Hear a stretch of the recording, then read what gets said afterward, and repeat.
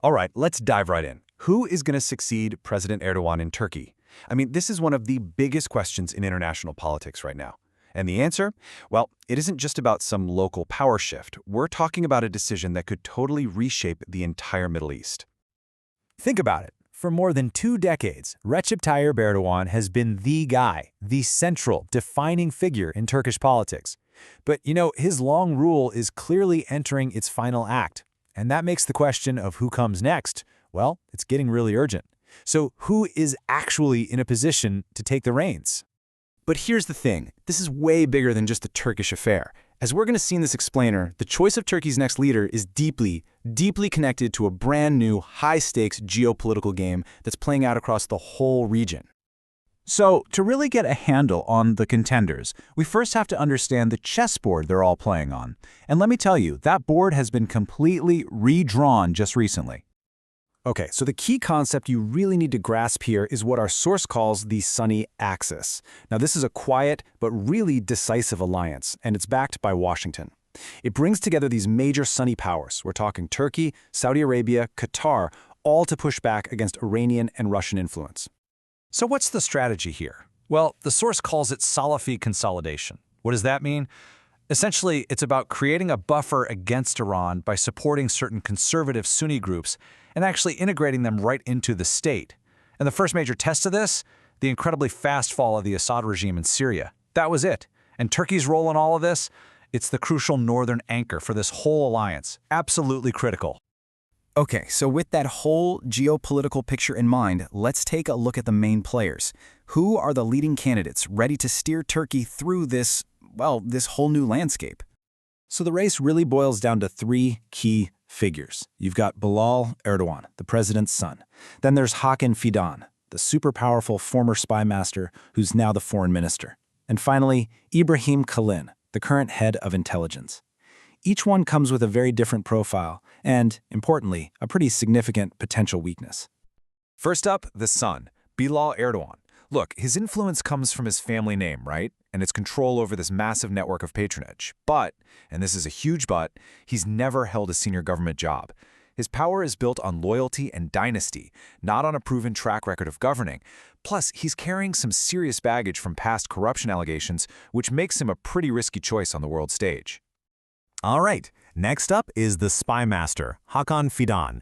This guy is undeniably an insider's insider. I mean, he's been one of the most powerful people in Ankara for years. But his reputation abroad?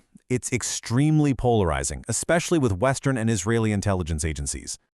And you want to know how deep that suspicion runs? This quote just captures it perfectly.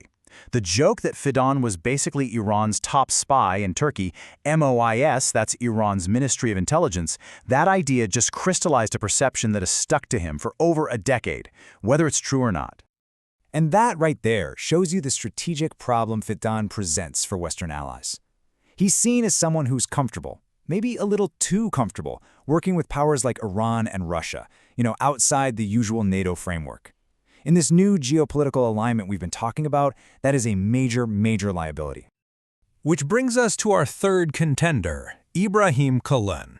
Now, he's a figure that the source presents as being uniquely tailored for this exact moment in time. Kalın's rise is pretty fascinating. He's got deep roots in both Western academia, he has a PhD from George Washington University, and in the Turkish state. He built this super influential think tank. He was Erdoğan's voice to the world for almost a decade, and now he runs the country's powerful intelligence agency, the MIT. So what makes this guy stand out? It's his unique blend of skills. He's not just some bureaucrat. He's a scholar of Islamic studies. He's fluent in 4 key languages, which lets him navigate the Western, Arab, and Persian worlds with real ease. And his public persona? He's calm, articulate, thoughtful, a huge contrast to a raw political operator. And right here, we see that profile in action. This moment, which happened right after the fall of Assad, is just incredibly symbolic. It wasn't the foreign minister, it wasn't some general who got this honor. No, it was Kalın, personally escorted by Syria's new leader to a place that is just loaded with religious and political meaning. So here's the crucial takeaway from that. In the Middle East, symbolism is strategy. This wasn't just a photo op, okay? This was a deliberate signal to the entire region that Ibrahim Kalın is the guy, the trusted man for the key players in this new order. And this gets to Kalın's unique advantage, what the source calls his dual-use profile. Think of it this way. For the conservative Gulf partners, his Islamic scholarly background gives him religious authenticity. But for his Western allies, his academic polish and his diplomatic experience make him a predictable, reliable partner. He speaks both languages, so to speak. So, what does all this mean for the big picture? Let's zoom back out for a second to the geopolitical endgame. Okay, so the core argument from our source material is really this. Turkey's succession is no longer just a domestic issue, not at all. The next leader has to be compatible with the strategic interests of this new Sunni axis that's being built by the US and its Gulf partners. And that is exactly why Ibrahim Kalın is framed as the ideal candidate. He's seen as the one person who can skillfully manage this really delicate balance, pushing Turkey's role forward within this new regional alignment while at the same time keeping the lines open and credible with both Washington and Europe. Which leaves us with one last and pretty provocative question.